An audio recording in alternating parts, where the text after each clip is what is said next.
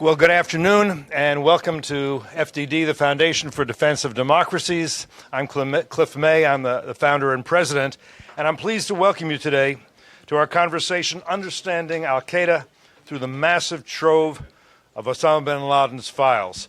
I think you all know the background. In May of 2011, a Navy SEAL team went to Abbottabad, Pakistan.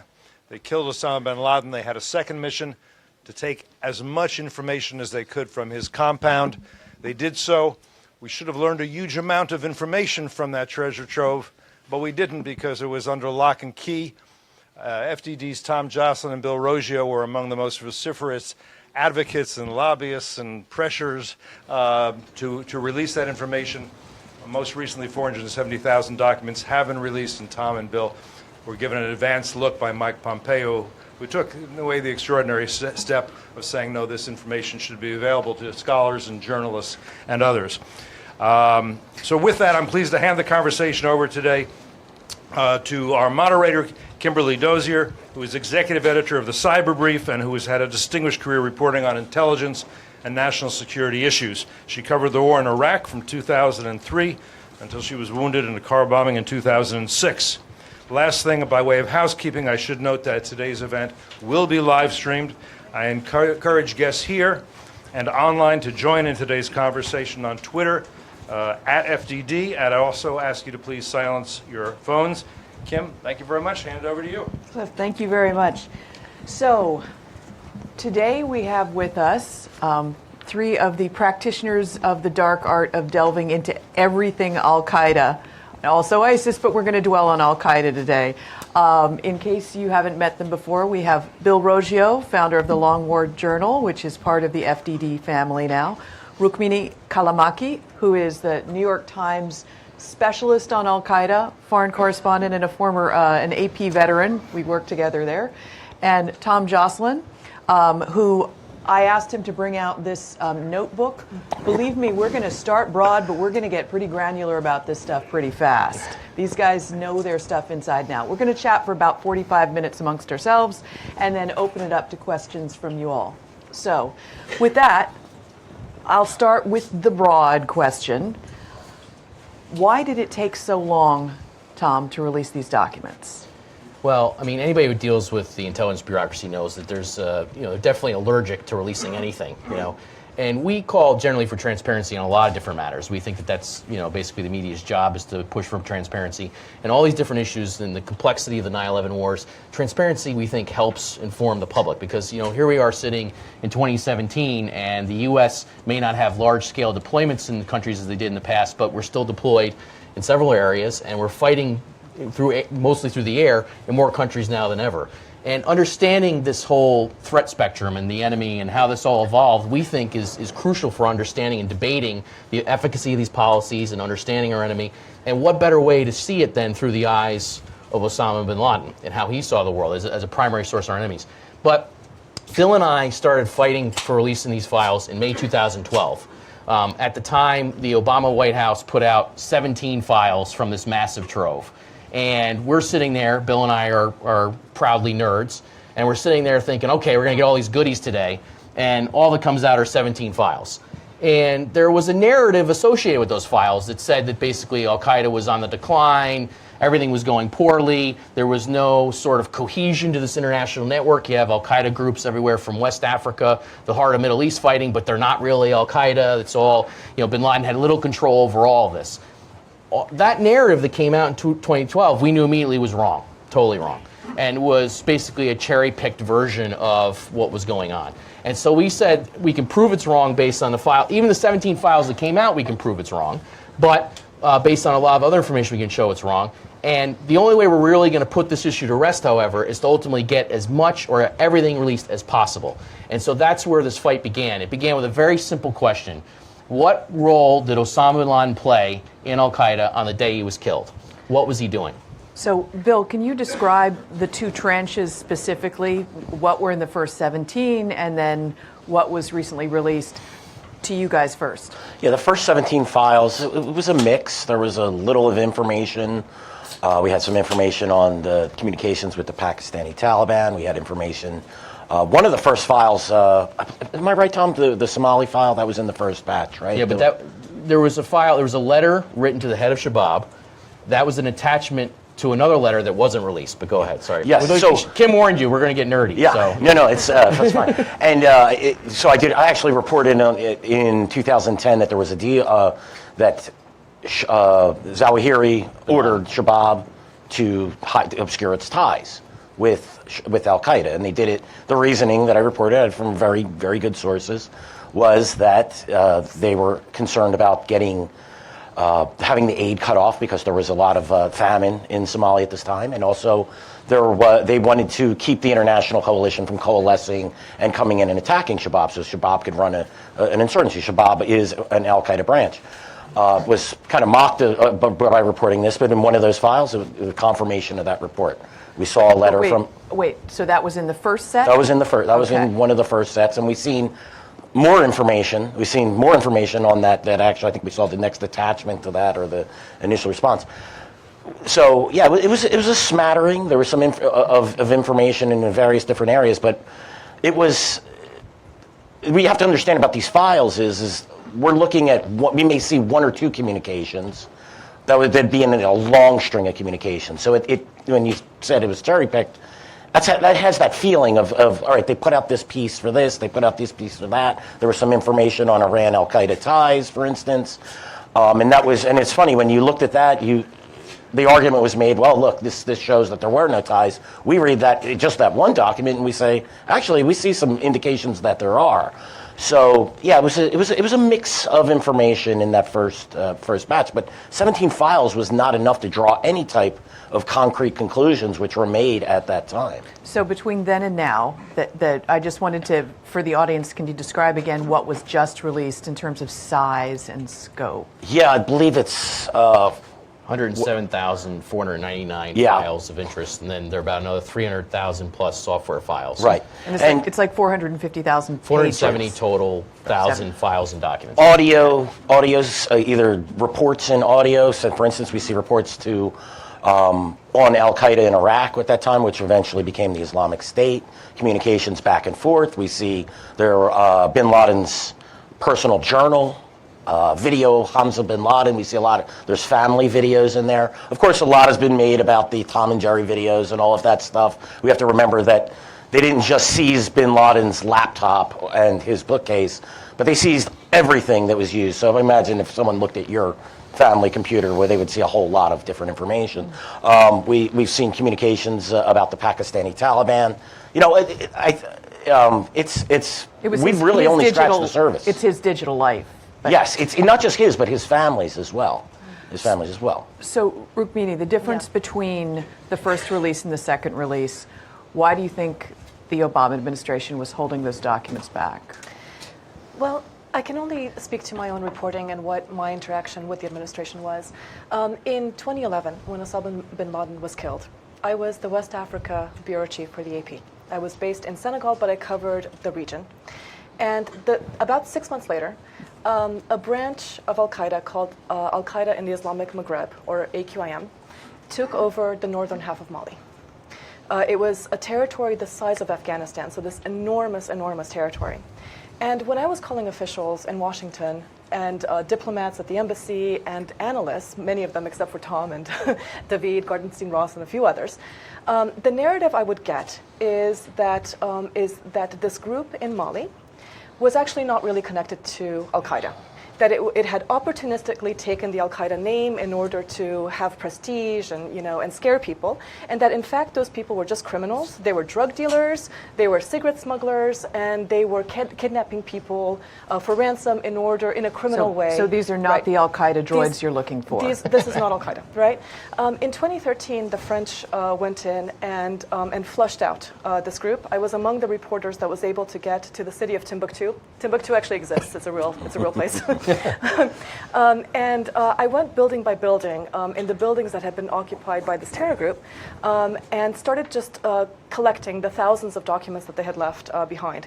I worked with a translator for the next year, and suddenly my worldview, which had been informed by officials, I think most reporters work this way because it's very hard to get access to the terror group, that worldview started to fall apart because among the documents that I was finding in Mali was, for example, a disciplinary letter from al-Qaeda reprimanding a Malian commander who had negotiated the ransom of a Canadian hostage on his own without consulting al-Qaeda Central, right? And that was going back to 2008, 2009, right?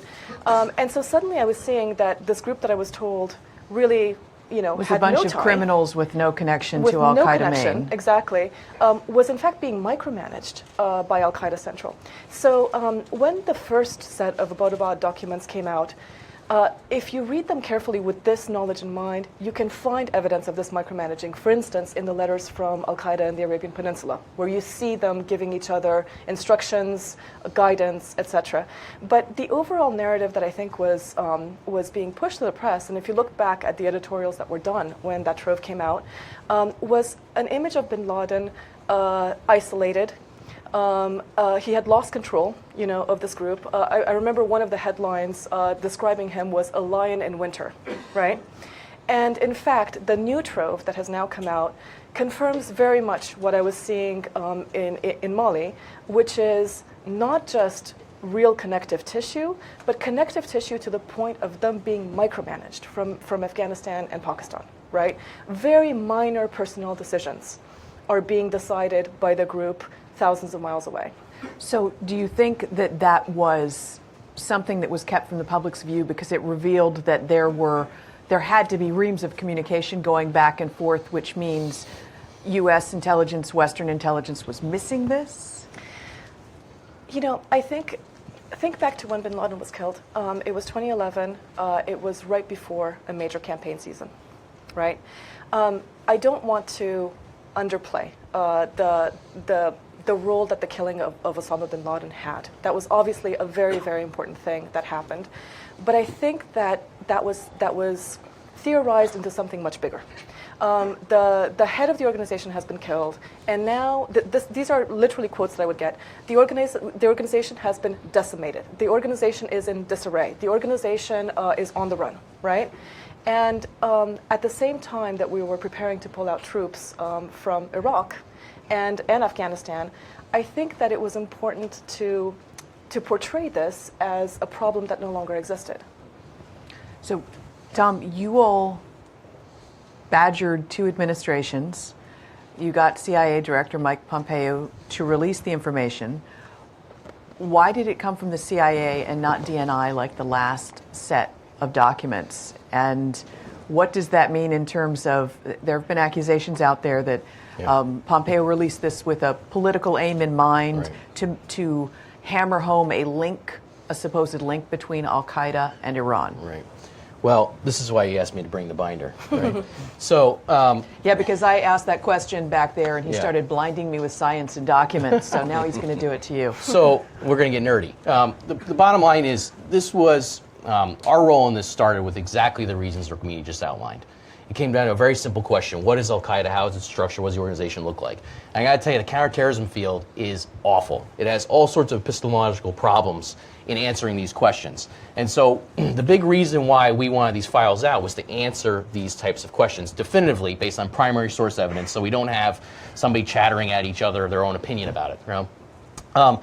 Mike Pompeo, Congressman Pompeo, I didn't even know who he was when we started advocating for the release of this stuff. We started, I think he was new member of Congress, but he certainly heard us at HPSI and elsewhere saying this stuff has to be released, it has to be released, it has to be released. And by the way, Congressman Devin Nunes fought to have this stuff released as well, and he was a key architect of having this stuff put in the National Intelligence Authorization Act of 2014 that led to the release of more files from ODNI until this more subsequent release. And I just have to say, HPSI is the House Intelligence Committee for those on C-SPAN who don't live and breathe this every day like we do. You got it. Yep. Sorry. Good clarification. But anyway, I laughed when I saw this allegation that this was all about ginning up a tie between Iran and al-Qaeda. And the reason I laughed about it is it's actually not controversial at all that there's this tie. And it's so uncontroversial that, in fact, the Obama administration, their Treasury and State Departments, over the course of 5 years, issued numerous terrorist designations citing the agreement between the Iranian regime and al-Qaeda that allows al-Qaeda to maintain, these are their words now, not mine, a core facilitation pipeline inside Iran.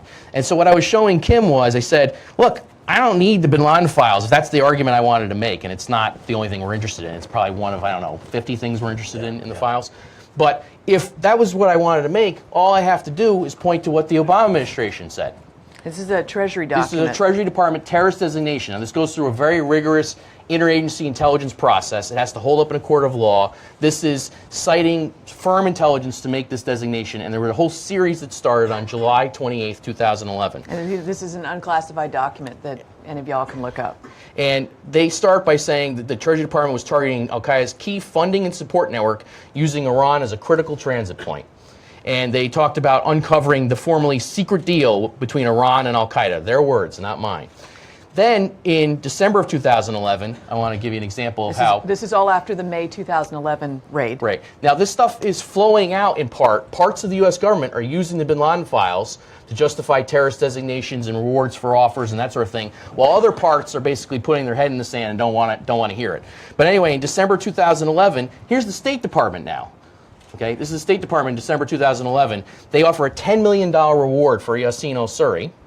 Yassin al-Suri is a major al-Qaeda facilitator, and they say that al-Suri is operating under an agreement between al-Qaeda and the Iranian government. And it gives you all sorts of details on it. Now, we can go on, we can go on like this for the next 8 hours if you want. I can walk you through all the details and files. But the bottom line was that when it comes to this thorny issue of Iran al-Qaeda, the truth is they do have an agreement. I can cite evidence all day if you want. They also have hostilities against each other. They fight each other in Syria, Yemen, and elsewhere. This is not a love affair, you know. You have to tell the whole story, you know. We alone were saying, tell the whole story, you know, tell all the bits and pieces of it.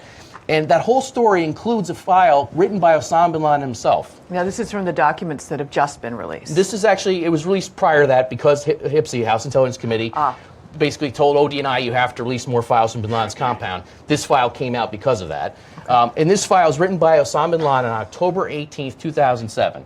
And the head of the Islamic State of Iraq, Abu Hamza al-Muhajir, had just threatened Iran publicly. And what happens is bin Laden says to him, he dresses him down. He says, you shouldn't have done that. You have to consult with us if you're going to threaten the Iranians. And why? He explains that Iran is our main artery for funds, personnel, and communication. And then he also mentions, this is on the other side of the relationship now, the hostages. So while Iran was allowing some al-Qaeda guys to operate this main artery of funds, they were keeping others as hostages. It's a duplicitous sort of relationship.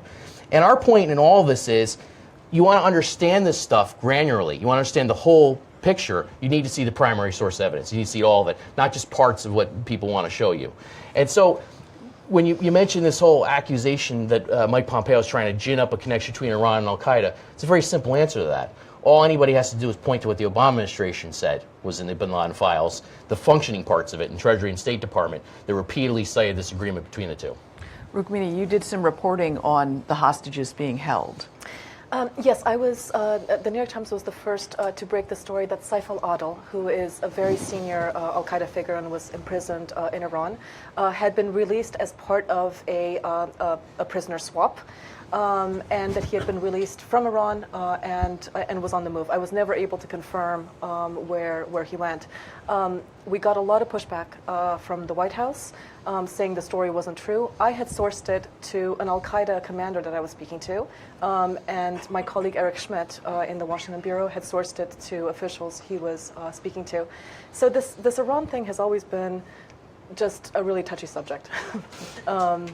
And I agree with Tom that the most important thing is the primary source material. You know, let us see the evidence and let us try to report based on the evidence rather than based on opinion. If I can add one quick point. The reason why it's important to report on that evidence is not to justify a set of policies or anything along those lines. Sunshine causes problems for these guys. So when the State Department in 2011 came out with a $10 million reward for the chief al-Qaeda facilitator in Iran, the Iranians were embarrassed. Al-Qaeda was embarrassed. They had to sideline him temporarily because of this embarrassment.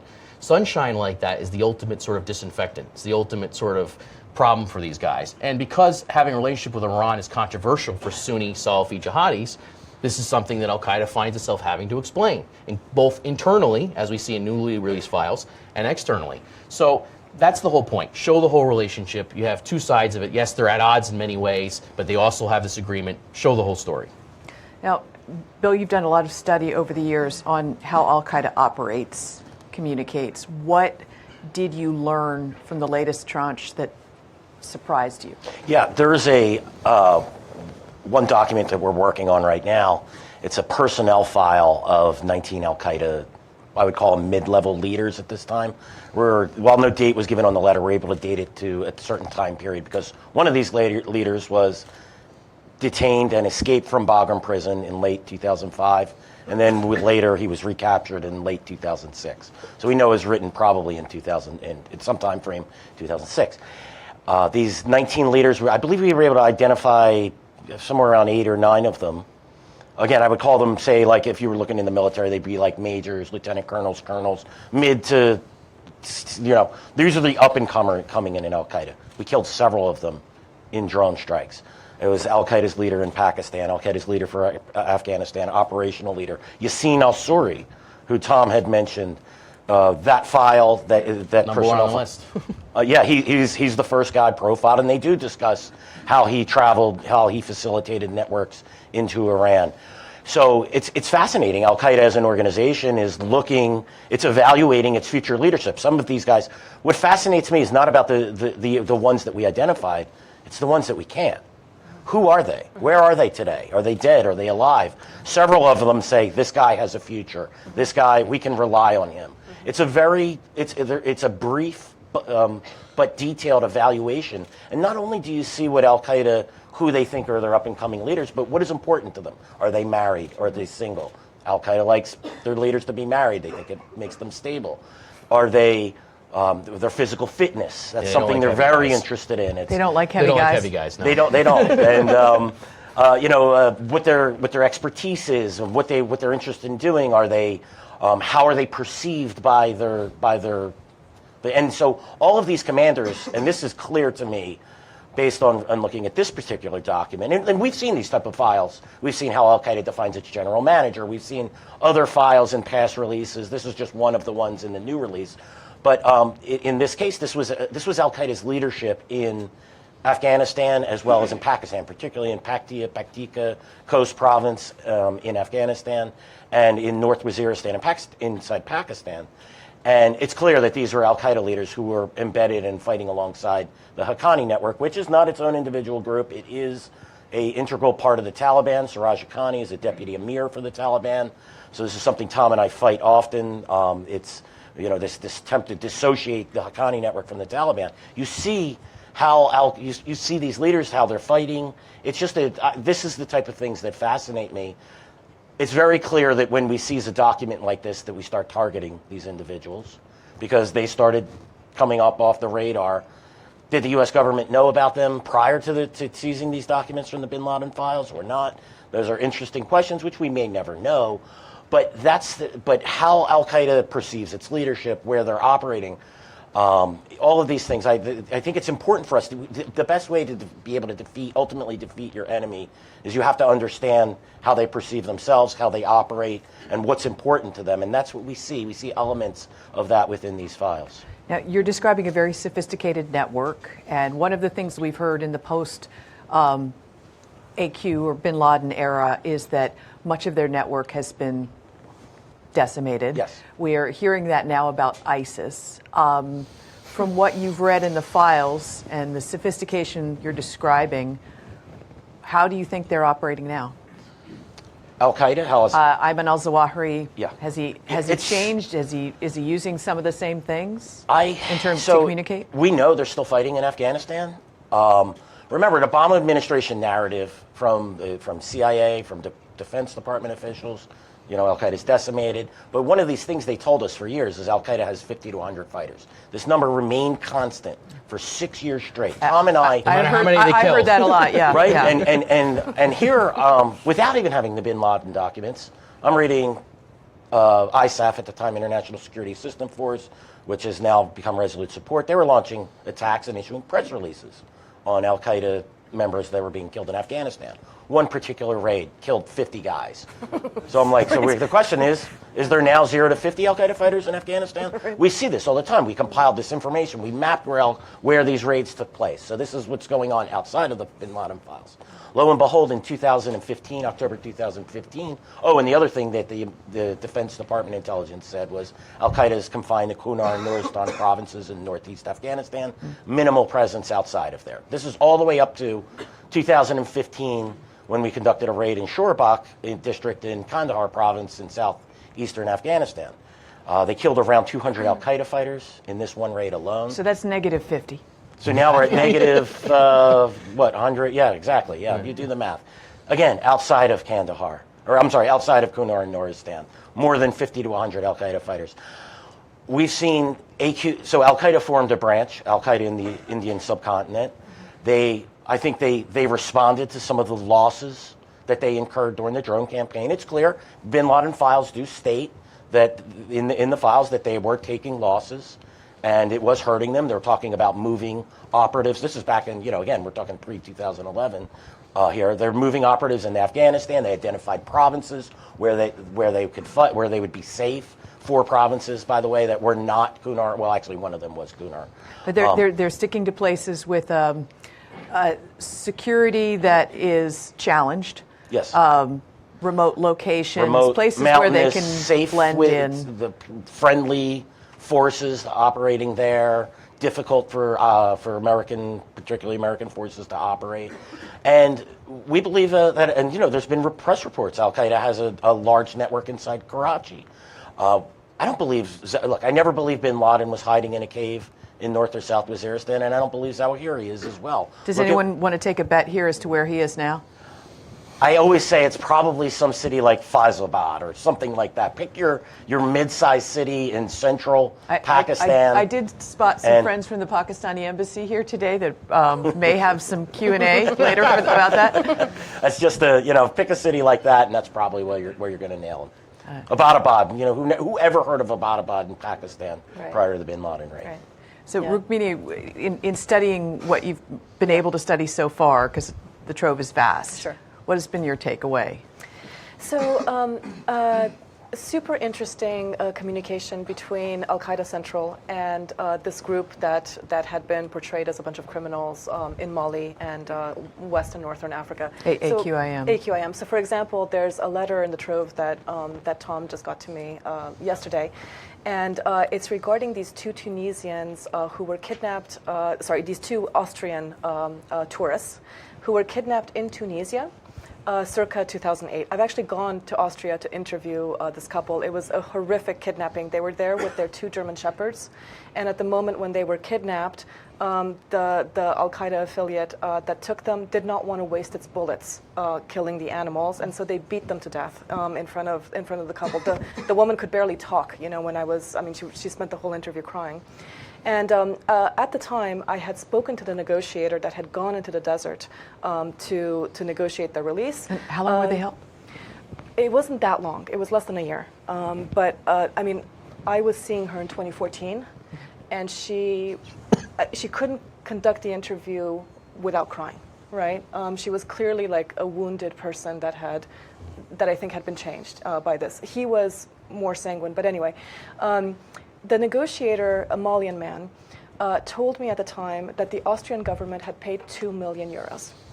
I reported that, and I got enormous pushback from the Austrian government that were very upset that we were reporting this. So there's a letter in this Trove that is found in Pakistan, right, in Osama bin Laden's house, that confirms that it was a 2 million euro ransom, and Al-Qaeda says, we need to keep this on the QT, we need to keep this secret, because Austria has been pressured by the United States not to pay a ransom. Wow. Right? And did you ever think you'd get your reporting confirmed with bin Laden? I mean, last night I was on the train coming here, and I was like emailing the hostages, going, "Hi, I don't know if you remember me from 2014. We had this like rather emotional conversation, and by the way, here's proof that what you and other people were telling me is true." So anyway, again, the thing that I find remarkable is these are physical letters, right? So the presumption is that these are being hand carried, right, from the deserts of northern Africa across these oceans, across this territory, all the way over to Pakistan. And yet, for things that are a 2 million euro ransom is actually not that much compared to what AQIM would later get. But I find it just remarkable that for things of that nature, there's this voluminous correspondence going back between the affiliate in the Sahara and the core group. Another example is so al-Qaeda in the Islamic Maghreb. This is the group in Africa. It had a different name, and it pledges allegiance to al-Qaeda 2006-2007. There's a letter from Ayman Zawahiri where he is going over the charter for the al-Qaeda group in Africa. Basically, like giving notes on their bylines, and saying, Article 16, I think you should phrase it a little bit more differently. Wow. Article whatever, you should do it this way. And one of the interesting Like the comments, most intrusive editor in the world. exactly, like editors that you and I have both had, yes. One of the suggestions that Zawahiri makes is the article stating what their goal was going to be in Africa was initially formulated to say it was going to be jihad against the Algerian regime. And Zawahiri very gently says, I think you'd be better positioned to say that this is a more global thing. And basically suggests that it should be against the West, against America, but in this territory, right? So you see Shaping their mission. Shaping their mission, making it global. Another ongoing trope that you hear about these groups like Boko Haram, Shabab, even ISIS, is that these are local groups with local grievances. Yeah. And of course they are local groups with local grievances, but the whole point is that when you become part of this terror brand, those local grievances become part of something more global. Right? So you are hitting Abuja, but you're hitting a Western target in Abuja, like the Hilton, right? Or you're hitting Algeria, but you're hitting the United Nations compound in Algeria, right? Yeah. Kim, can I? Can I jump follow? in. I mean, she made a statement. We've seen in previous documents where al-Qaeda is getting some of the funding, at least locally, like with Pakistan, hostage exchange. They're getting their cut. Al-Qaeda Central in Pakistan. These documents talk about moving money. And another thing, to follow up with movement of Taliban in Pakistan, we've seen documents where, again, Al-Qaeda is basically redlining the TTP, movement of Taliban in Pakistan's charter. They're saying, do this, do that. There's another document in there where Al-Qaeda, or the Hakim al-Massoud, who's was the head of the movement in Taliban in Pakistan, where he was being upbraided for trying to poach some of al-Qaeda's quote-unquote companies that were operating inside of Pakistan. So you see this, everyone says, well, the TTP, it's a local Taliban group that just hates the Pakistani government. And yeah, sure, al-Qaeda has some ties to it and whatever, but it's not. But you see actual al-Qaeda Because they make it sound like directives. trade ties or something when you talk to counterterrorism briefers on it. Yeah, it's like corporate telling it's a local affiliate there. You got to do this. This is how you're going to do it. This is how you're going to play the game. We see that time and time again. It's from as far flung as the African desert to as close as to where Al-Qaeda Central was inside of Pakistan. Now, Dom, you were saying that you're still, like every day, you're finding new stuff, and the communication with commanders in Iran will surprise people. The Iraq stuff, probably. Sorry, Iraq. Yeah. I think the files are going to rewrite the history of the Iraq War. We've already learned things from these files that nobody knew previously. For example, bin Laden was receiving fairly regularly, although we haven't fully cataloged him yet, so I'll stipulate that, fairly regularly audio reports from his commanders in Iraq. So they weren't giving one of these handwritten letters or a typed letter like other subordinates did. Instead, they would sit down and record a summary of the weekly events or however long the timeline was to explain what was going on and what their thinking was. And these are very in-depth reports, talking about the political situation, talking about the economy, talking about different insurgency groups that they're either cooperating with or having problems with. Very granular stuff. And this is al-Qaeda in Iraq under Musab al-Zarqawi? And afterwards, yes. Okay. And this is the direct forerunner of the current ISIS, Islamic State. And one of the big debates that's been spawned in the counterterrorism community and elsewhere, and also between ISIS and al-Qaeda, was whether or not ISIS was really part of al-Qaeda past 2006, when they first declared the Islamic State of Iraq. I think the files are going to end that debate once and for all. I think it's pretty clear in some of the files we've seen so far that, in fact, al-Qaeda was still guiding and providing leadership for the Islamic State of Iraq, and bin Laden considered it to be part of his global empire. But you asked a key question, right? And I think that earlier this was a key question about the sort of the ebb and flow of this fight. People are now saying that ISIS is decimated, just like al-Qaeda was decimated. You know, one of these audio files to bin Laden is fascinating. That his commander in Iraq is saying to him, you know, the field of jihad here in Iraq is fertile.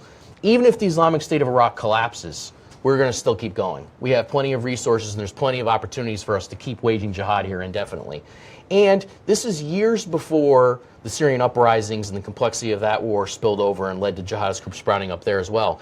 They were already eyeing Syria years before from Iraq. Yeah. They were eyeing it, seeing it as something that the Islamic State of Iraq in particular could expand into Syria. They were already talking about that years before the opportunity that we saw sort of manifest itself. So that's the point, I think, ultimately that we make it at Long War Journal and Rukmini makes, is that there's an ebb and a flow to this fight. It's not that these guys are 10-foot ogres or that they're invincible, far from it. But, you know, if you only seize part of the story and say, that's it, the Islamic State of Iraq has collapsed, well, we saw what happened. They bounced back and became ISIS, a global phenomenon. And that's why you have to constantly keep track of these different organizations and the sort of the long war that we keep trying to document. Now, before opening up to the audience, one question I had wanted to ask you all is, which copy of the documents do you have? Do you have the first one that the CIA put out and We've got then the it malware pulled version. back? So you've got the malware version. Yeah, they gave me malware. So the CIA posted these documents and then? Yeah, so instead of giving us a helpful guide and some English translations, because I struggle with Arabic, although I can do some, and I have experts tell me with more, instead of being helpful in that regard, it was quite unhelpful. Basically, what we were given was as Zan will know, and Bill will know, and some other people in this room will know, basically a giant jumble of files. So you'll see a picture of a cat, and then a picture of a rose, and then, hey, this is a letter from a very important senior al-Qaeda facilitator who's moving guys in Afghanistan. Cat, rose, flower, you know, that sort of thing. That's basically what's been given to us. And many of the files also had the malware in it. The CIA had to take this stuff down, scrub it, and relaunch it. Well, we got the original unscrubbed version with the malware in it. And the history books will show that I told them, well, you know, if you're worried about that, you don't have to give them to us yet. You can wait. But we got the malware version. So Awesome. Anything to add on that? No, nothing. You firewalled the computer that you're using to access I it? hope. we think. Well, on that note, I would like to open up to questions from the audience. So, do we have anyone who can be equally... There's one back here as well. Okay, yeah. Might be behind the post. There's a microphone close to, right to that person in the blue tie. And if you could introduce yourself. Derek Harvey, and great rundown. I really appreciate it. There's a lot that's still going to come out, as you said. I'm wondering, do you have any idea about if there's any gap between what was released in the 470,000? Do you think there, besides a select number of highly classified documents that they want to retain, they're saying proprietary information, not proprietary, but copyrighted material and pornography they weren't releasing. But do you think there's a gap still of other material that's question one. And question number two is, the raid recovered only what the raid team could bring back with them, and there was a lot of material left there. And we do have Pakistanis here in the audience, I think, but there was a treasure trove that they recovered too that has not been made accessible. Could you comment on that? Well, Derek just hit on two key questions. So I don't know, of course, what wasn't given to us. I don't know, but it was represented to me that it was basically, or what was released publicly now, that basically it was only the most operationally sort of sensitive stuff, and I have some indications of what that is, but I'm not sure about how much that is, of course. But the second part of the question is something I asked about, which is if you go back through the raid, the Americans did carry out, basically the Navy SEALs kill bin Laden and they start just pushing as much stuff into duffel bags as they can. They fill up what they have and they end up picking up al-Qaeda duffel bags, gym bags on the floor and stuffing them as well. And they're just trying to carry as much of the stuff out. But as Derek said, they did not get everything. And there's an open question about whether or not the stuff that the Pakistanis recovered I'm going to assume the Americans got it, the U.S. intelligence got it. I'm going to assume that. But there's an open question about whether or not any of that material was actually included in what was released, because that may include a piece of the picture, right? So you may have part of the files that maybe we don't have that maybe fill in correspondence or fill in blanks where we have them. We don't know. The answer to your question is we don't know. To your knowledge, how much was there an exchange of information with the Pakistani government? My sense is this is very sensitive between the American government and Because it wasn't going well in Yeah, I was just gonna 2011. say, there highly was a controversial huge- raid. I mean, the Abbottabad Commission report, which was released or leaked online, has some details on this. My sense is that, my guess is, I'll put it as a guess, is that the U.S. got from Pakistan what they recovered, or at least gave them, or at least got from Pakistan what Pakistan was willing to give them from what was recovered. And I doubt that all of that was included in this release, would be my answer. Sir, in the front row, the microphone is heading your way. And if you could introduce yourself. Sure. My name is David Jackson. I'm a former director of Voice of America. Sort of related to that last question, I was curious whether you got a sense, any of you, about what percentage of this recent trove of documents has been shared over the years with America's allies. Well, I'll take that one too if you want. So this is a great question. Couple things. One, we know the documents have been used in a number of criminal cases, including in Europe and elsewhere. So some of the documents have been shared, clearly. There have been criminal cases in Germany, for example, where somebody is mentioned in the files and then that file is used to prosecute that individual. But part of the reason why we advocated transparency in this regard is we were hearing a lot of stories back in 2012 that there were fights even within the bureaucracy about who was given access within the U.S. government to the entirety of the files, and that there were different fights going on bureaucratically even in regard to that. And so our answer to that was we believe in competitive analysis and freedom of information, and the only way you can do that is to ensure as wide access as possible, not only to analysts. I was hearing from gripes from intelligence analysts within the U.S. government saying we can't get our hands on these files. That's right. It's strange. Now, we're living in a world of fake news, information operations, weaponizing information. Rukmini, you spent a lot of time watching ISIS and al-Qaeda on social media. Sure. And Bill, I know you do too. So has there been anything from the files that would be embarrassing to al-Qaeda that you've seen turn people off or be weaponized in a way that it might turn followers off?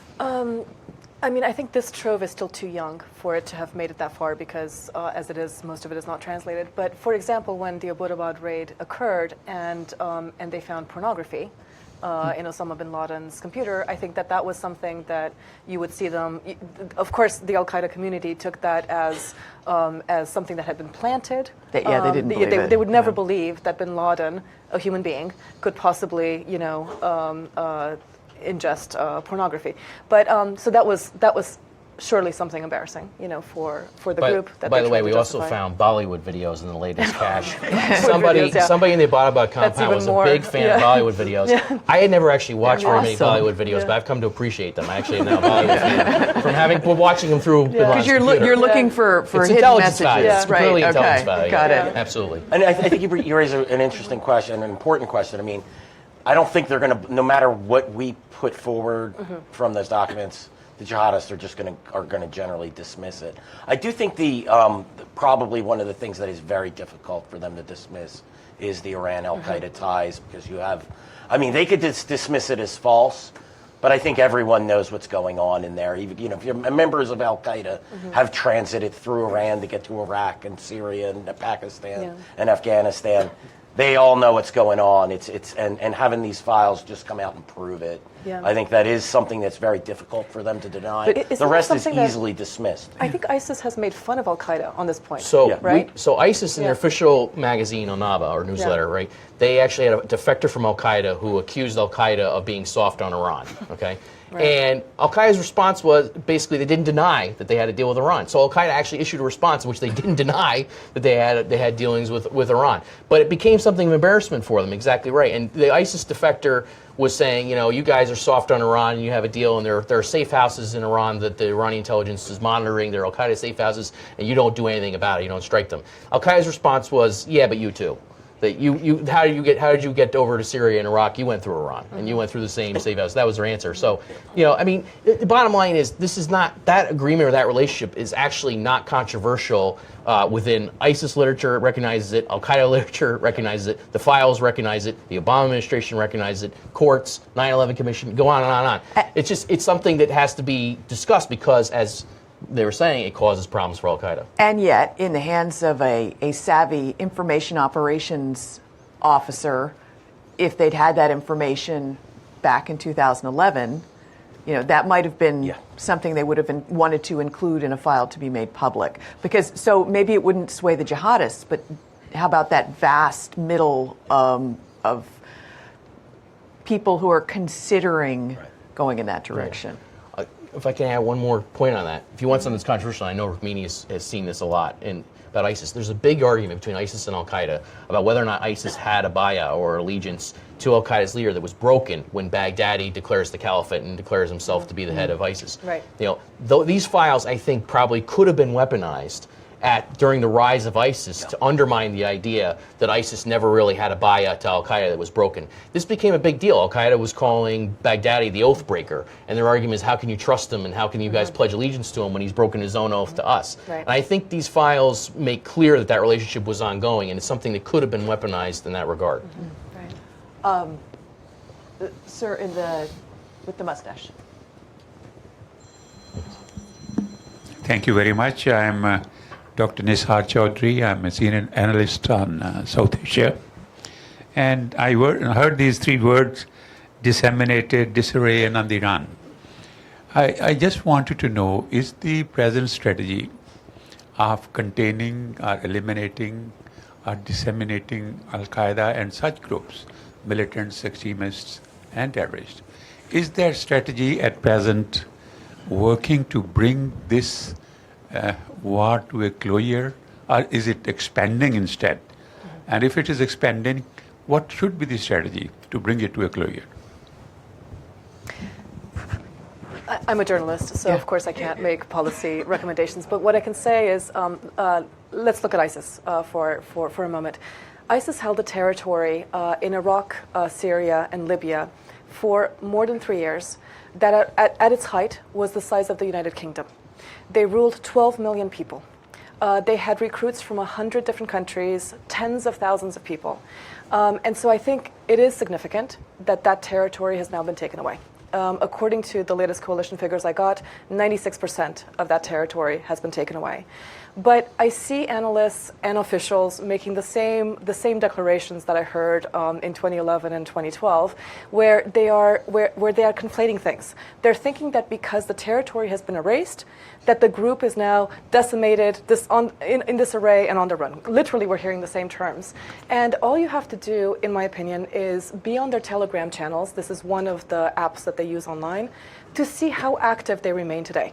Hundreds and hundreds of channels are populated by literally thousands of their acolytes online, and they continue their jihad virtually.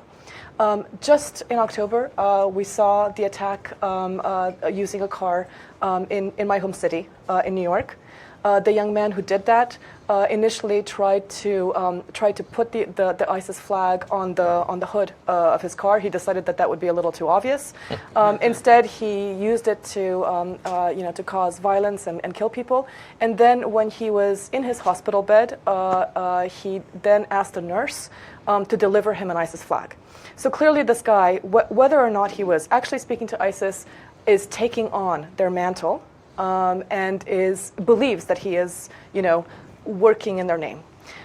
So I would caution us from thinking, especially with ISIS, in light of what we've seen with Al-Qaeda, that the current successes, which are important successes, that this somehow spells the end of the group.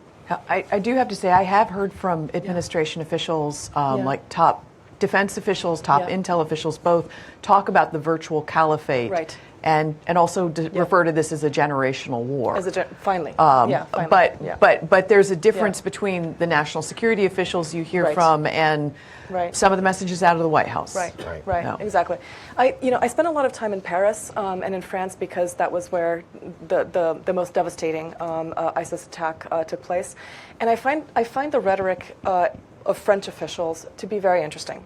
It was very similar to American officials before the November 13th attack. Following the November 13th attack, the state's prosecutor, who's the one who does the press conferences after every subsequent attack that has occurred, in my opinion, started to really level with the population.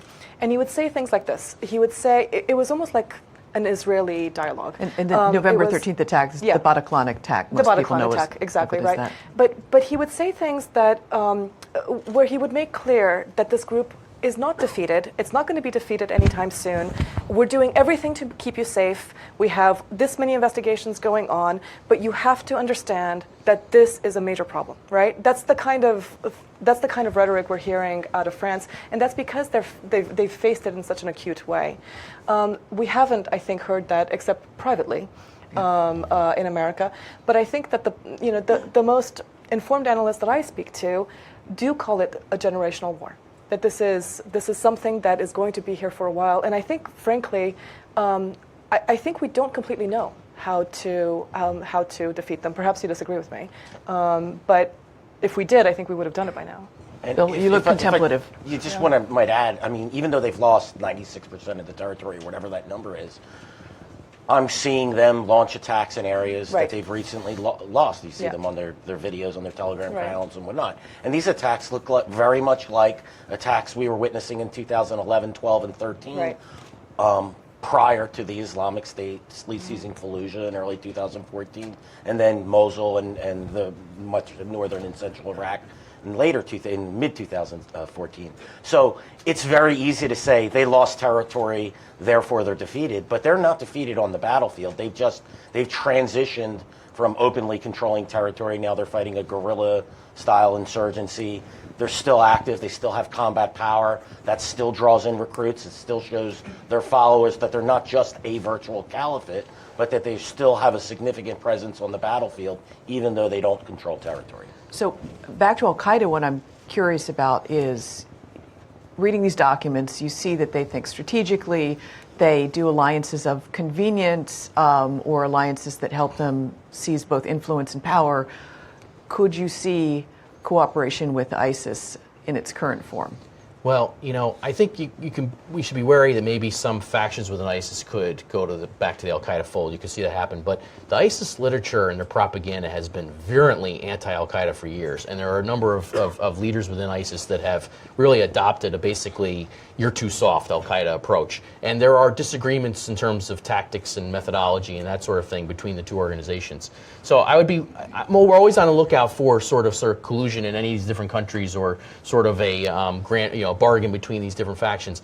I just don't think you're going to see a full-scale reconciliation of ISIS at all into al-Qaeda. ISIS is its own, has adopted its own sort of methodology and sort of messaging to its recruits that's distinctly different in some ways from what al-Qaeda's been saying. So more like the operations of the cooperation of convenience on the battlefield in Syria or Libya, where they've been like, okay, we're in this area, so you stay in this area, or yeah, I mean, ISIS killed one of the most senior al-Qaeda guys in Syria. They sent a suicide bomber to kill him back in early 2014. Abu Khalid al-Suri, they killed him. They've had some pretty intense infighting between the two in different areas. But one of the things to keep looking out for in all this, and I mentioned this file earlier, they understand that there's an ebb and a flow to this fight. Yeah. They understand that there's times when they're surging and times when they're retreating. And the bottom line is to keep an eye on it at all times to make sure you understand where they are in that process.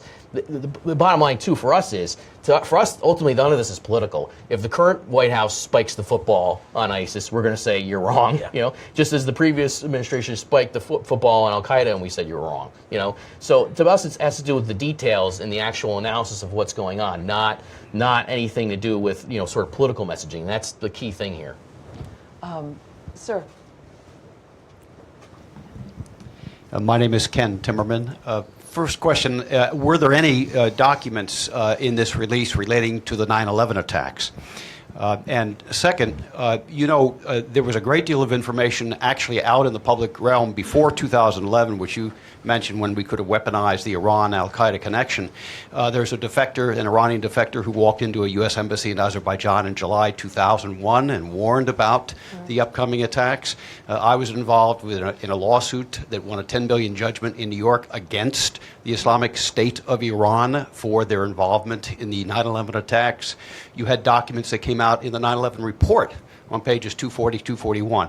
Why do you think it is that the U.S. intelligence community has consistently pushed back up until just recently on the Iranian connection both to al-Qaeda and the Iranian connection in the September 11th, 2001 attacks, which was mentioned first in the 9/11 Commission report? We have to be careful not to conflate Right. the U.S. intelligence community pushing back versus certain administrations pushing back. Right. But I'll do my quick answers. My quick answers are we're hunting for anything 9/11 related. It seems like the cache is probably more dated. It's not as old as that. It seems like it's more recent, a lot of the stuff we've seen, but we still haven't gotten through a great deal of it. And when it comes to Iran al-Qaeda, I mean, part of the issue is you see this argument that to justify the Iraq War, the Bush administration was sort of supposedly hyping Saddam's connections to al-Qaeda, and that was used to justify the Iraq War. And that's sort of a reflexive thing we see in these arguments too, because we say when we bring this up, that doesn't follow that we want a regime change war in Iran. I mean, I think we've watched Iraq now for how many years, Bill? This has been a nightmare. The fact that we'd want another Iraq war. I mean, are you kidding me? So I mean, the point is that reporting on the facts and what they are is a whole other issue. And there's sort of a resistance, I think, for policy reasons mainly, to admit that Iran and Al-Qaeda collude at times. That's a policy, and politicization, by the way, goes both ways. It can go in the direction of trying to support a war, or it can go the other way, where somebody decides that basically they want to nix any ideas they think that are out there about a war and try and play down real existing relationships. Our point is, we're not trying to justify any war. We just want to understand what our enemies are doing. And what I was referring to was the fact that there was, if you read Michael Morell's book, Great War of Our Time, he comes out with the narrative that is in this current release, that it's a different narrative than Al-Qaeda was on its heels, and it was the lion in winter, Right. watching the good old days in reruns on his his non-cable TV. Instead, this former deputy director of the CIA, former acting director, said that no, we realized that they were in touch in a very micromanaging way with their entire network. So what the intelligence community thought versus what the two administrations in a row decided to release seem to be different things. Yes. Is what Mike Morell always rejected the Iran-Al-Qaeda connection. So I was referring to the behavior of Al-Qaeda and how... Yeah, Morell's book is very good on the point of what was bin Laden doing at the time he was killed. Morell is very good at explaining that prior to the bin Laden raid, the CIA assessed that bin Laden was basically given up day-to-day control of Al-Qaeda. And he says that after the raid comes, after the documents are scooped up in files, lo and behold, they realize, no, he was actually running the whole thing. And so that's very good clarifying language, I think, that it's not just us nerds here who are combing through the files, or Rukmini, who's not a nerd and is just a great journalist, or yourself, or anybody else who's looking through this stuff, that you have a senior official who says that that's what the reality of these files was. And that's the clean analysis of it. That part of why we wanted these files out is to settle this once and for all. Because that narrative that took hold in 2012, we still see traces of it, and it affects analyses to this day. You will find people making the arguments that Rukmini's talking about with AQAM. We still see it. You still see people, well, that's not really Al-Qaeda, it's a local group. Or what Bill was talking about, the Pakistani Taliban, or all these organizations. And by the way, the Afghan Taliban, we've got some good stories coming there. That's a very interesting set of files. Bill, previews? I think there's uncomfortable truths in these files that make certain policy decisions very difficult to execute, such as negotiations with the Obama administration wanted to negotiate with the Afghan Taliban. We're seeing evidence in there of what Al-Qaeda's view of that was, that they viewed the individuals that we're negotiating with were actually nobodies within the Taliban. But how can, if there's evidence of Al-Qaeda and Taliban collusion in these documents, how can you release those documents if you want to push a policy of, say, negotiating with Taliban? It's not just Iran. What if we expose We hope to see, and we suspect we'll see, perhaps exposing that golden chain, the donors of. We haven't found the absolute proof of this yet, but if things like that are in these files, it makes executing policy in the Middle East and part of what Bill's South holding Asia. back is we found files from an unnamed Saudi sheikh who we're going to expose. We're going to figure out who he is, Yeah. and he's corresponding with Bin Laden pretty regularly, and he signs his letters. Your loving brother, who you know very well, and it's all about stuff inside Saudi, and this is the type of thing which is very fascinating about these files. Who is that guy? Why does he have a direct line to Bin Laden, and why can he even at times chastise Bin Laden for some of what he's doing? Very interesting stuff. So, of course, that's also going to be more embarrassing potentially to the Obama administration because they would have had access to those files. And is that guy still active? Did they ask the Saudi government to crack down on him, et cetera? It'll raise all of those questions. Yeah, and it's not just about the Obama administration, of course. It's about the whole thing, the whole kit and caboodle. Let's see, this is not about any one politician or political group or anything like that. This is about what is the ground truth of these files and what are they exposed about all this. Like I said at the outset, we're fighting in more places today than ever. We don't have large-scale trooper deployments, but we're fighting in all these different areas. Shouldn't we have more information about who it is exactly we're fighting, who supports them, and why does this thing keep going? Isn't that important to uncover and to discuss and to debate, and then figure out what the best approach is for countering it? Because you guys asked this exact question. Yeah. We don't know how to win this thing yet. Right. In the front row?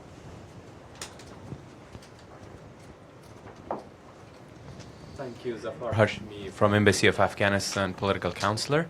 A quick question on the potential relationship or complacence or any negligence on the Pakistani government, especially its military, to allow Osama bin Laden to be there, operate, and operate from under the nose of the Pakistani military in Rawalpindi and Abbottabad.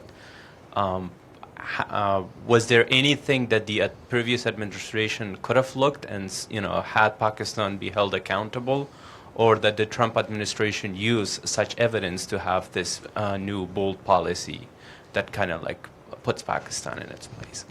Want me to take this? Yeah, go ahead, take that. So first, we need the government of Afghanistan to talk to me about Hamza bin Laden. I got some questions outstanding to the government of Afghanistan about him and his current role in Afghanistan. So we'll follow up after this because there's some very interesting things there, I think.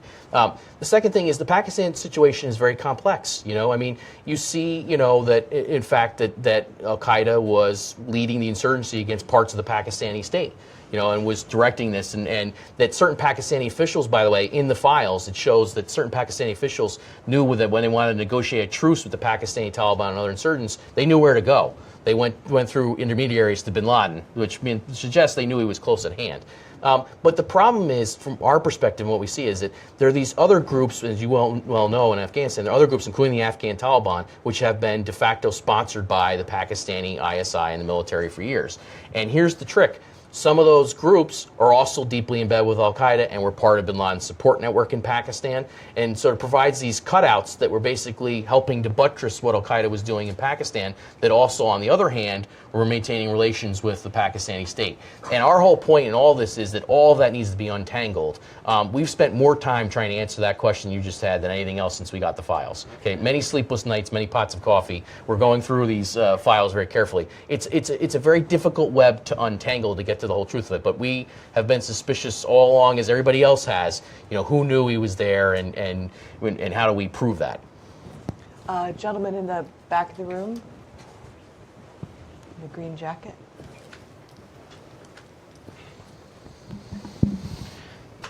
Thank you very much. Rahim Rashidi from Kurdistan TV. Simple question. CIA director, he confirmed Qasem Soleimani was in Kirkuk.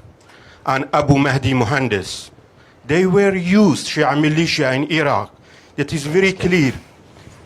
They were used U.S. weapon to attack Kurdistan, to attack Peshmerga, to attack U.S. ally. And strategy is not clear. I agree with you. Look, the U.S. military has whitewashed the roles of Shia militia inside of Iraq. These are militia. One of them, look, they're under an umbrella called the Popular Mobilization Forces. its operations leader is an individual who's listed as a specially designated global terrorist by the U.S. government, Muhandis, who you mentioned. In his designation, he's listed as an advisor to Qasem Soleimani. The Popular Mobilization Forces today it reports directly to the Prime Minister of Iraq, and it's institutionalized as an official arm of the Iraqi military. But again, it only reports to the Prime Minister. The U.S. military, U.S. State Department has whitewashed this issue. Their position has been that they're part of the official government. One of these organizations is called Hezbollah Brigades. It's not Lebanese Hezbollah. It's listed as a foreign terrorist organization.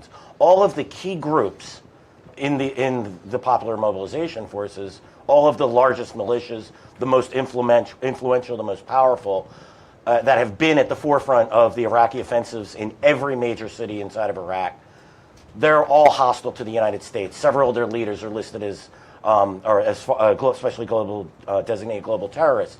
Some of them have openly stated, if Ayatollah Khamenei, Iran's supreme leader, orders me to overthrow the Iraqi government, I will do that. I'm at his calling. They've made threats against the United States. They said they would target the United States if ordered to do by Khamenei. As you said, Soleimani has even been identified as an advisor to the Iraqi prime minister. You have a significant problem here inside of Iraq. The U.S. withdrawal, in my estimation, they opened the door for Iranian influence to flood in. The ironic thing is, when I was embedded in Iraq and spoke to senior and mid-level Iraqi military officers who were, by all accounts, were loyal to the Iraqi government, they feared just this thing. They predicted that a U.S. withdrawal would allow this to happen. There needs to be clarity from the U.S. government in order to how to deal with this problem, or else you basically, what has been established inside of Iraq with these Popular Mobilization Forces is basically analogous to Iraq's IRGC. That was what's been created. They're going to usurp power over the military. They've already really have done that. They've been the most influential force on the battlefield next to the Counterterrorism Service, which also reports to Iraq's Prime Minister. It's a very big problem, and it's one I'm not very confident in seeing this problem being resolved in any time shortly, unless there's a major change in the understanding. Look, the Bin Laden files, you have to understand, I realize there's no connection here between the two, but we have to understand what is actually going on and look at it reasonably and say, this is what's happening, in order to develop policy and strategy to counter it. But when you have top U.S. officials and U.S. generals saying PMF is not a problem inside of Iraq, well, then that's what U.S. policymakers are getting, and therefore, you have this problem, and it's... Look, I'm going to say one more thing. Look at the problem that Hezbollah has created with, a population of 4 million in Lebanon? Now you have Iraq with about a population of 30-something million people. That's what the PMF's recruiting base is. This is what's in store for the Middle East. So as moderator, I have to ask, is there anyone from the State Department or the Iraqi embassy in the crowd who wants to stand up and take that? Not this time. Okay. I'd be happy to We have discuss a it. question in the back of the room. Dan DeLuce from Foreign Policy. Thanks for this. I wanted to ask you all, in light of these documents and already what you've studied over the years, how would you compare al-Qaeda leadership's relationship to Pakistan and elements of Pakistan's government and its relationship with Iran and the IRGC? Is there any analogy there? Is it totally different? That's a really tough question to answer because it's two totally different contexts. I mean, when it comes to Pakistan, their big complaint you'll see in the al-Qaeda letters is that they cooperate with the U.S. against al-Qaeda. Parts of the Pakistani state do. And so they complain about that, whereas they don't have that complaint with Iran necessarily. The trick is that Pakistan is not exporting sort of their own revolution throughout the region, whereas Iran is. And al-Qaeda's big problem with Iran is they don't want the Iranian-style Shiism to basically spread throughout the region when they want their own version of Islam to spread throughout the region. So there are ideological problems there, big time, between what Iran wants to do and what al-Qaeda wants to do. Within Pakistan, but again, that doesn't preclude them from cooperating in some ways. in Pakistan, the problem, again, comes back to the role of the American state. And you can see, we've seen a lot of files where they're even debating, what do you do when you have a Pakistani spy? So somebody who is, who's clearly working for some part of Pakistani intel or some part of the Pakistani establishment against us. Can we kill them outright? What do we have to do with them? You can see them having that sort of granular level struggle within Pakistan on this. But, years ago, I'll just say this one quick point. Steve Cole has a book coming out on Directorate S, part of the intelligence service in the ISI, which I'm going to review. I think it's pretty good. I haven't read the whole thing yet. It strikes me as pretty important. But it's hitting on the key issue here, which is that in Pakistan you have wheels within wheels, whereas part of the intelligence service has assisted and helped the U.S. against the jihadis, part of it has not. And the part of it that has not is still not fully understood. And that's what we're trying to figure out as Directorate S, parts of the Pakistani establishment. What is the level of their collusion with al-Qaeda specifically?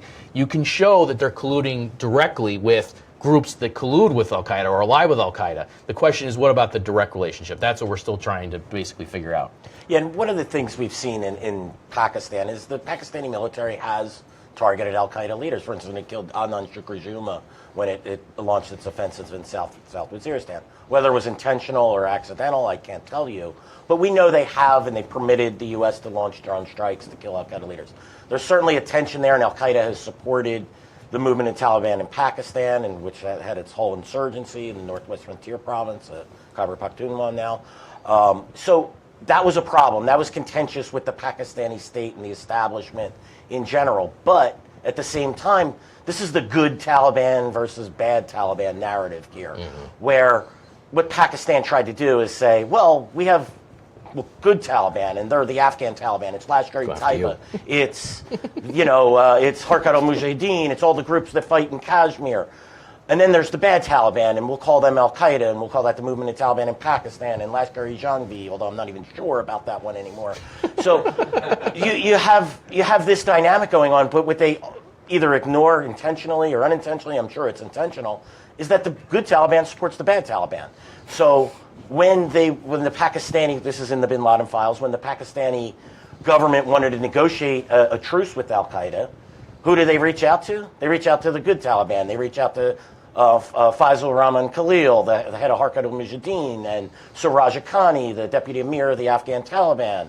And they try and facilitate and coordinate a truce with al-Qaeda and with the movement of the Taliban in Pakistan. So that's the dynamic that we see there. And what they don't understand is that these groups, the good Taliban, shelters the bad Taliban. They provide them arms and money and weapons and everything, safe haven, everything they need to survive. And that's the dynamic that we see publicly. And I think it's part of the dynamic we're seeing inside the documents as well. But we do expect to see again, I go back to how does Osama bin Laden live outside of Pakistan's West Point without the direct knowledge. And anyone that understands what Abbottabad is, it's not an open city here like the United States. There's checkpoints to go from A to B to C all throughout this city. It's not. So I have to ask, was there anything so far in the document file, the recent release, that shows communications with Pakistani officials and al-Qaeda? Yeah, well, that's the information where they're trying to negotiate a truce. Back in 2010. But I mean not just a truce, other types of things. I haven't seen I mean real anything like that. Have you cooperation. seen it yet? No, this is what's going to give me a heart attack staying up late trying to figure this out. Got it. That's the point. I mean, this is what we're working on desperately to figure out from these files and figuring out all this stuff. But I'll say this, one quick point. There's a very interesting file I should have brought up that we just finished translating, which is al-Qaeda's assessment of the U.S. strategy for combating al-Qaeda and affiliated groups in Afghanistan and Pakistan. And al-Qaeda believed that Pakistan didn't want the jihadi problem to go away entirely because that meant the rest of the international community would have to focus on other issues, including the nuclear program and other things within Pakistan. And so it was a very sophisticated reading of the whole situation that al-Qaeda had in Pakistan. That file is very interesting for a lot of reasons. Got it. We have time for one more question. I just want to see, I hadn't asked anyone on this side of the room. There's a gentleman in the back of the room there. Okay, the gentleman in the back of the room who I cannot see because of the poles. Building structure. Yeah, thanks for the pillar. Well designed. John Mueller from the Cato Institute. I'd like to ask about whether these communications had consequences. The usual take on Zarqawi, for example, was that there were a lot of messages coming from al-Qaeda Central, but he kept doing what he was doing. Do you see a different take when you look at these materials coming out in 2011? And can I just do a 1-2? Also, this gentleman, can you ask your question as well? We're getting you a microphone. Just a second. The microphone traveled to that side of the room. It's a lightning round of 2 questions to finish us. Did the letters from Al-Qaeda have an impact on Al-Qaeda in Iraq? Abe Shulsky from the Hudson Institute. One of the more amazing things that comes out of this, it seems to me, is the amount of communication that Al-Qaeda Central must have been managing. Yeah. And I was just wondering if you got any sense from these documents how this was done and whether, that you would think there would be enough indications of how this was going on that would have given us a lot of opportunities to intercept it. And I was just wondering if you saw anything like that. So real quick on the Al-Qaeda in Iraq point and Zarqawi, I think the files are the internal files from Al-Qaeda still laud Zarqawi. And yes, I think there were tensions and they're fraught with difficulties in terms of relationship. But I think that part of that whole messaging of that they were trying to dress down Zarqawi constantly was looking at only one window in their relations with Zarqawi. They, at numerous other times, they were praising Zarqawi and basically saw him as their guy in Iraq. So they had problems with some of his tactics for sure, but overall he was still their guy, especially after swearing allegiance, and I think he was affiliated with Al-Qaeda before that. And in fact, this will kind of answer both your points, or start to. Al-Qaeda senior leadership was issuing directives to the heirs to Zarqawi. So after Zarqawi is killed in June 2006, we're seeing directives that still go out to the Islamic State of Iraq, his successors, about even as Rukmini was talking about the minutia, the granular detail. One of these letters is talking about the administrative body for the Office of the Mujahideen Affairs. And Ayman al-Zawahiri writes to the heads of the Islamic State of Iraq, these are Zarqawi's successors, and says, Sheikh bin Laden says you need to set up an office within the Office of the Mujahideen Affairs, and here's what you're going to do. You're going to take down all the personal biographical information on these guys, you're going to sort them, you're going to figure out who's who and what they can do and what their talents are, basically issuing administrative orders to the Islamic State of Iraq, And on the question of how all this stuff was transported, some of it was courier, we know that, thumb drives, that kind of thing. But what you're looking at in the bin Laden cache are files that come into Al-Qaeda at different times with different personalities. And so he inherited, one of his key guys, Atiya Abdel Rahman, who was his right-hand man at the time of his death, Rahman probably communicated in different ways with people over time. So he probably got communications that came in at different times in different ways. It wasn't always necessarily courier in the end for everything we're looking at, although a portion of it was. Rukmini, did you have anything to add? It's really funny that you mentioned this, the Mujahideen office for this administrative office. So that letter from the man who is now the head of Al-Qaeda specifically says that they need to keep a register of all of their new recruits and that they need to identify their special skills. What talents do they have? It's basically like an HR department. And just to fast forward now to the Islamic State, I have found these documents that the Islamic State issues to their new recruits, basically like an intake form, right? An application. Who's your mom? Who's your dad? Where did you go to school? What do you want to do inside of the Islamic State? What particular skills do you have? Have you ever been arrested for terrorism charges? Obviously, that would be a good thing, And anyway, and so you see, the successor to the Islamic State in Iraq, very much applying this particular piece of administrative advice that came, I think, in 2008. 2008, yeah. One more point. And that just shows this wasn't just a group with some terrorist cells here and there, and if we just kill this key leader and this key leader, then the whole thing falls apart. Right. They're built to survive the drone campaign from 2007 to 2015, when it started winding down in Pakistan. That's, a small cellular terrorist group doesn't set up an administrative office. These are the things that we learn, and we see this time and time again.